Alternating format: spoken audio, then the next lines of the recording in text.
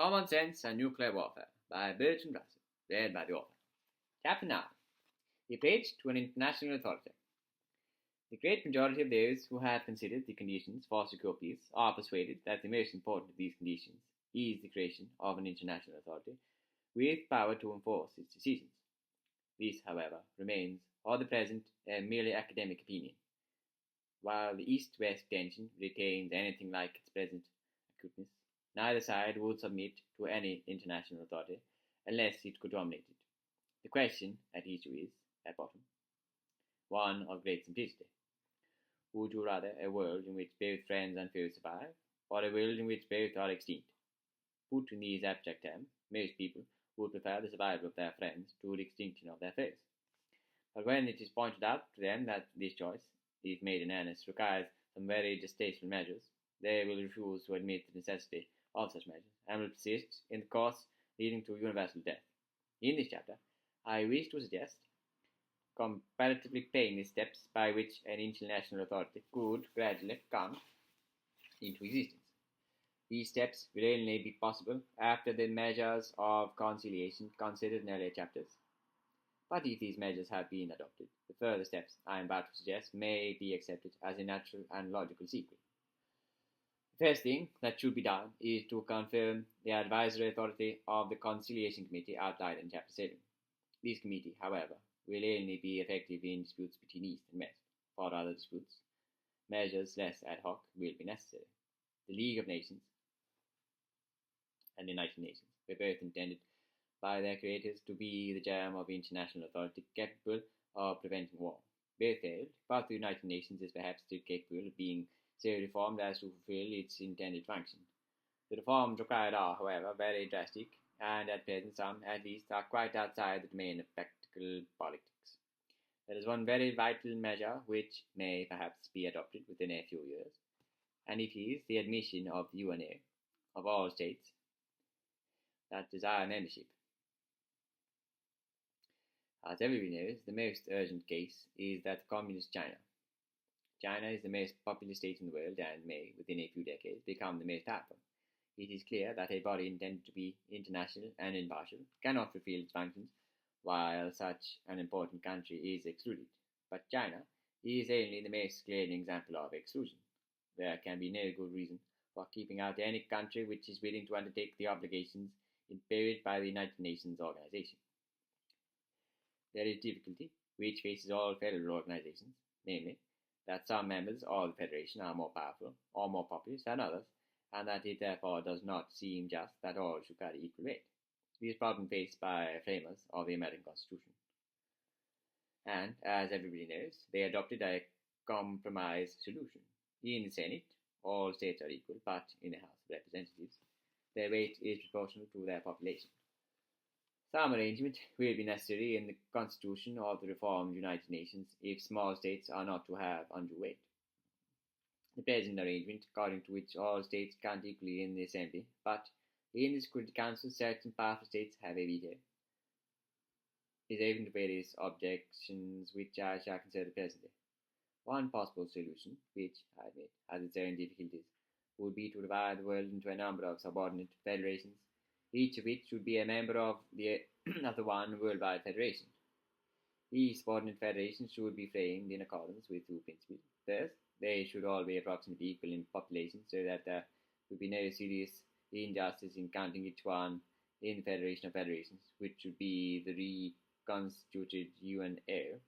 Second principle should be that, as far as possible, each federation should have internal interests outweighing those concerning its external relations.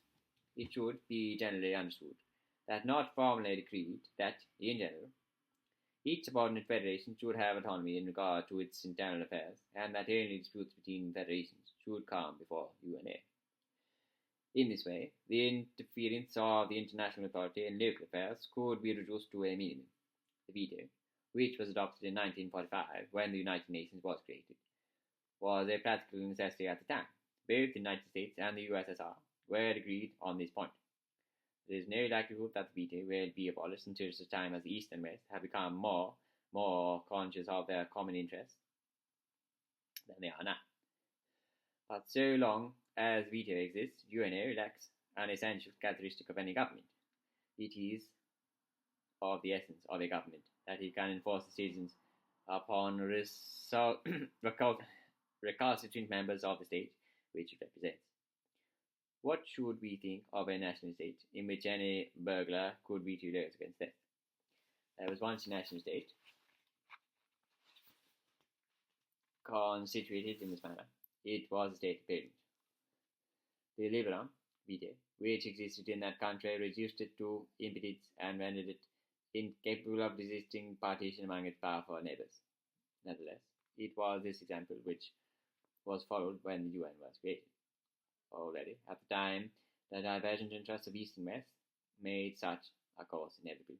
But if there is ever to be international authority capable of preventing large-scale war, it will have to be an authority in which the veto does not exist, since, otherwise, it will be unable to settle any disputes in which either side is prepared to use the veto.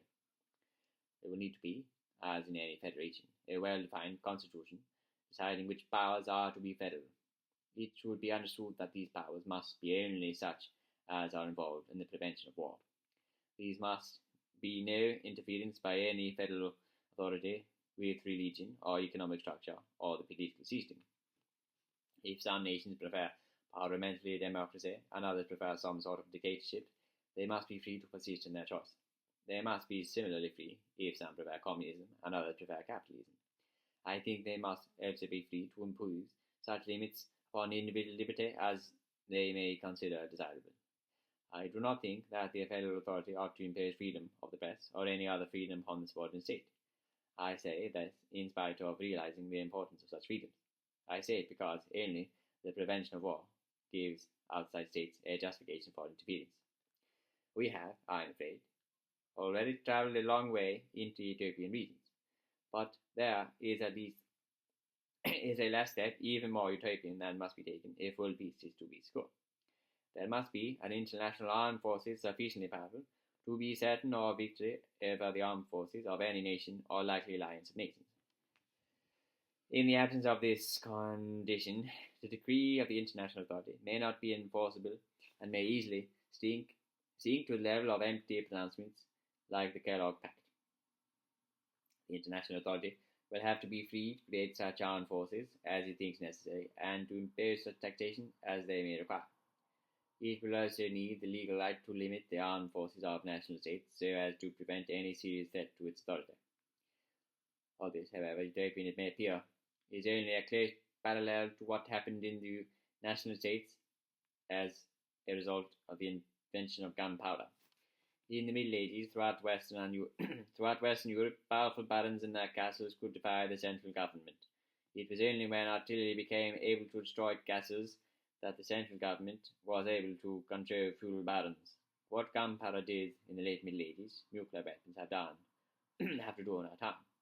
I do not mean that there has to actually be employed. Gunpowder does not often have to be employed to enforce the authority of national governments against internal criminals, and similarly, the actual employment of nuclear weapons will not be necessary if no national state possesses them and only international authority has the means of manufacturing them. If an international armed force is to be both effective and safe, it will have to fulfill certain conditions. It must not be composed of large contingents contributed by national states, since such contingents would be likely to retain their national loyalties and could not be relied upon to obey a decree which they disliked. It will be necessary that each battalion, each squadron, and each submarine should contain men of various different nations, so that mutiny in some national interest would be impossible. So long as the divergence between East and West persists, it would be desirable that the supreme command would belong to a member of an uncommitted nation.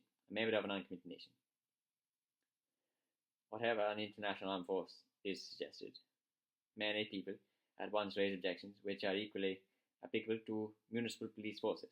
They suggest that such an armed force might make a military revolution and establish a tyranny over the civil authorities. In theory, this is possible in the case of national armed forces, and in the less settled parts of the world it sometimes occurs. But there are well-established methods, both in communist and non-communist countries, by which not only Russia and the United States, but even in Nazi Germany, the civil authorities have maintained their supremacy. I see no reason to doubt that these methods would be equally effective in the international sphere. In any case, governmental and legal control over the relations between national states have become necessary to survival. I do not mean that it is necessary from one day to the next. The world may go on for some time without brinkmanship, and with luck, it may not go over the brink. But luck cannot be counted upon to continue indefinitely. Sooner or later, present policies, if persisted in, must lead to disaster. Submission to a central authority may be as distasteful as submission to the king was to medieval barons, but it is in the long run equally necessary. Although an international authority is not yet practical politics, it must be the ultimate goal of all those who wish to preserve the world from the disaster of nuclear war. I have spoken in some of the above measures as utopian, and I think in the present political climate they must be so regarded. I think that a long and serious work in the way of conciliation and lessening of mutual fanaticism will be a necessary preliminary to the creation of a powerful international force. But there are those who consider the creation of such a force more quickly possible than I have supposed. And to my great satisfaction, I find that this view is insufficiently advocated in the British Conservative Party. And to my great satisfaction, I find that this view is influentially advocated in the British Conservative Party. The Conservative Political Centre has published a pamphlet by 10 Conservative members of Parliament entitled A World of Secure Authority. The measures advocated in this pamphlet are very similar to those of similar to most of those outlined above. The authors of the pamphlet rely upon statements by the present Prime Minister and by Mr. Duncan Sandys, the Minister of Defence, supporting the view that the world government affords the only radical solution of the world's troubles. I hope the authors are right in their view as to what is practicable, but I am afraid that they will encounter very stubborn resistance in the two most powerful protagonists, namely America and Russia. The world is faced with a race between reason and death. Advocates of death point out, with a lamentable degree of truth, that reason is a very feeble force in human affairs. So long as this is the case, hopes and fears must remain balanced in any forecast of the future.